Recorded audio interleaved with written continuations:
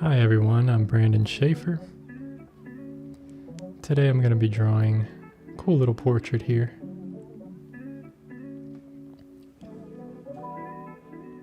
And the method I use is very simple for drawing portraits. And it's based on the Loomis method. And you can see here I start out with just a basic circle, basic shapes and lines.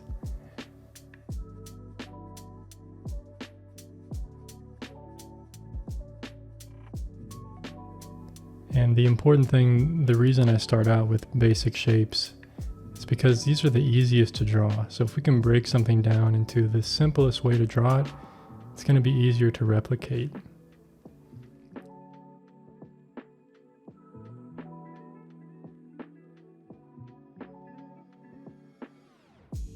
So I'm now drawing the jawline down to the bottom of the chin. And this is all estimated so far. This is just the very first beginning structure of the portrait.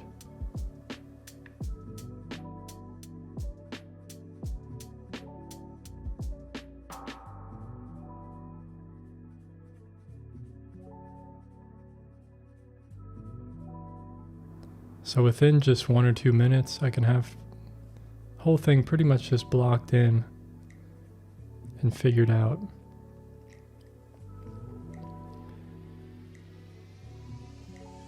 It doesn't mean that it's correct, but if there's any corrections that need to be made, I can always make them. And there usually is corrections that need to be made. Every drawing and every sketch is different. Some are more difficult, some are very easy, and I'm just in the zone and I'm able to do them very easily. Some take a little more challenging, and I struggle. So when it comes to the features, I've taken kind of the Loomis method, and I also sometimes I use the Riley method for drawing the head as well. And using a mixture of these two methods, I can kind of go with the flow and just do what I feel is best for what needs to be drawn at that particular moment. So I draw the big circles for the kind of the eye sockets, and with this particular reference photo, it's very easy to see the eye sockets and the shape of them. And then based on where those are located and where the ears are located, I can easily put in the nose and the mouth. And the very first line that I made at the beginning, that was the line for the eyebrows. And now I'm just lining up, drawing a line for the eyes as well to keep everything level, following the correct perspective.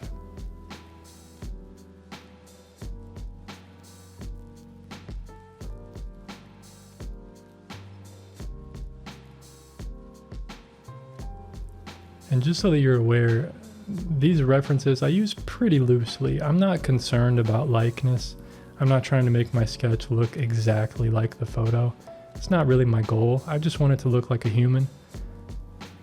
And I'm just having fun with these sketches. It's fun to just draw people. And the fact that it doesn't look exactly like the reference doesn't bother me at all. I actually like it because it makes my art a little more unique. Because if my person looks different than the reference, then that's good. It's someone, I drew someone completely different.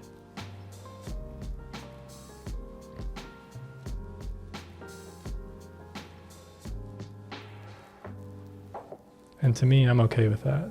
I'm just practicing drawing portraits. So what I'm doing now is I'm erasing a lot of the guidelines because I don't want a lot of guidelines to show up in the final sketch. Now with this sketch that I'm doing, I'm not trying to make it look super finished or anything. I still want it to look sketchy. So I don't erase these guidelines completely. I'm not like super worried about it. I'm just having fun. But overall, I don't want a lot of the guidelines there. I just want to keep them very light and basically use them for what they are. They're just guides and construction lines to place the features and the eyes and the hair and everything, the nose and the mouth.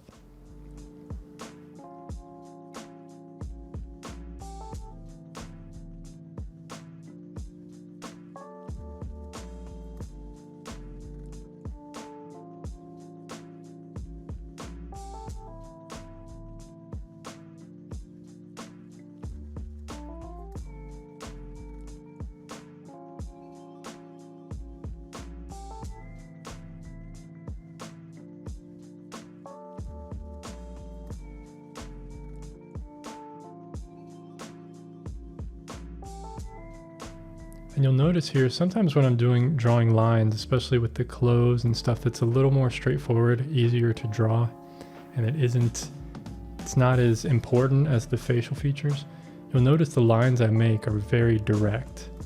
I'm not going over them a lot. I'm just doing one line as like a painting stroke, just drawing one line and leaving it. And when I draw that way, I feel that it has this confidence about it, and it looks really nice. I like it. Rather than being super sketchy and overly drawn, those types of lines can look less confident. So that's something I've been experimenting with a lot recently, is just being more confident with my line work. Even if it's not perfect, I'm not striving for perfection. I'm trying to have fun and just create something cool. It's not about, creating art isn't about perfection.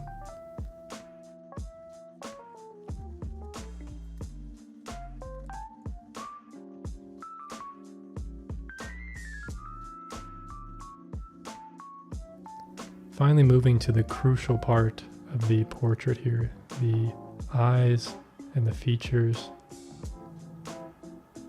I do my best to focus on simplicity, focus on the large shapes, and try to draw them as simple as possible. What's the least amount of lines I can use to represent the eyes, the nose, the nostrils? It's something I'm still practicing with, still learning, still experimenting. And obviously there's different styles and different ways to draw these things.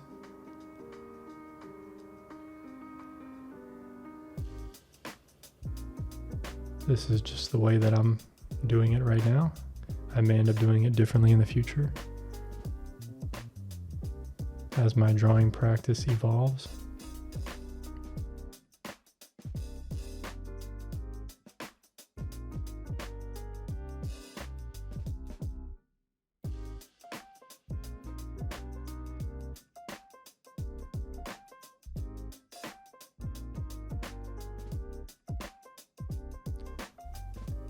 So far, I think the features are looking pretty good, pretty nice. And you can see the bottom of those guidelines for the eye sockets. That's right where kind of the bags under his eyes fit right in there. So that worked out really nicely.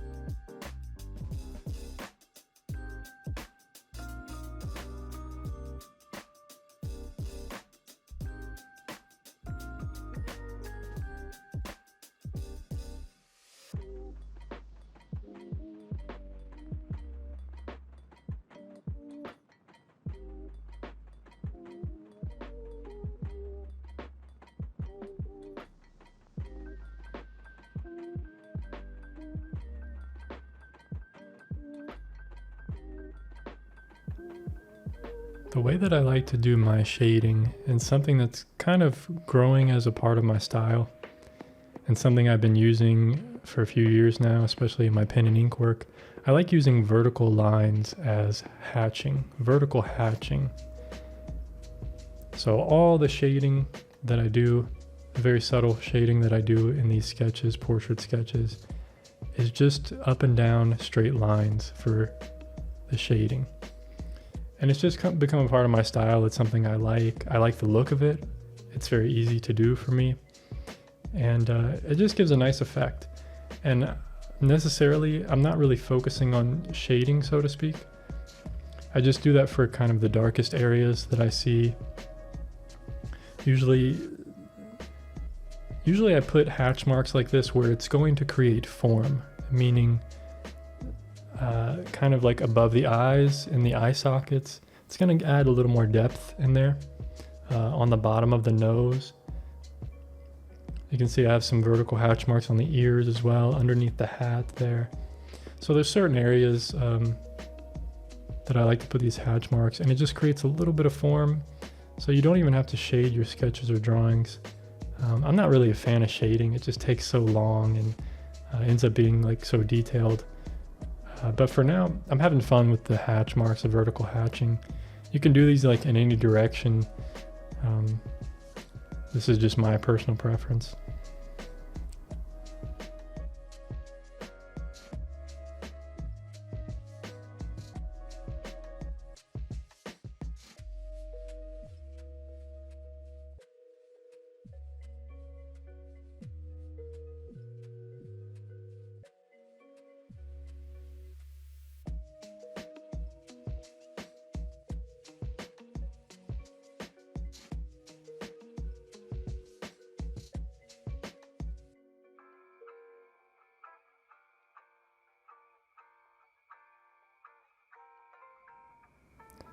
So as I'm drawing this clothing, you'll see I try to use really confident line work and the least amount of lines as possible to show folds, all these different kind of things within the clothing. Being really bold and direct about it, it helps just give more confidence to the overall drawing, and it just brings it more to life, looks fresh. I don't know, I like it. I think it's an interesting way to kind of go about it. Just to be more direct with it. And in the future, I hope I can make my faces a little more fresh like this as well. It's just something that takes time. Time and practice.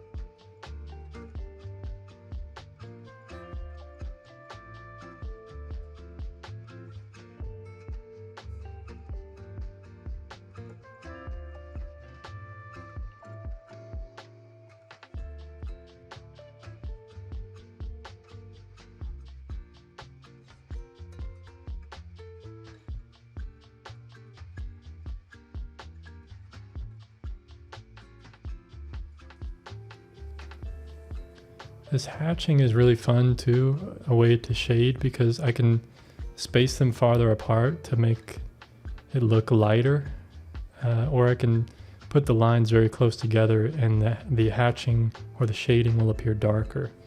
So it's a lot of fun to play around with and experiment with. And you can see on the neck there, I'm kind of spacing them a little farther apart because I don't want it to be too dark. I just want to do some hatching on the neck to kind of push the neck behind the head a little bit, bring the chin forward.